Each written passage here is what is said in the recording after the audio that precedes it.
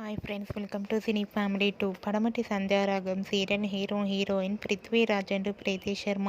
వీరిద్దరూ ఈ సీరియల్లో శ్రీను ఆద్య క్యారెక్టర్లో చాలా అద్భుతంగా నటిస్తూ బెస్ట్ జోడీగా గుర్తింపు పొంది మంచి సక్సెస్ను అందుకుంటున్నారు. శ్రీను ఆద్య జోడీకి కూడా చాలామంది అభిమానులున్నారు. వీరిద్దరూ తమ ప్రతి అప్డేట్స్ని ఎప్పటికప్పుడు షేర్ చేస్తూ ఉంటారు.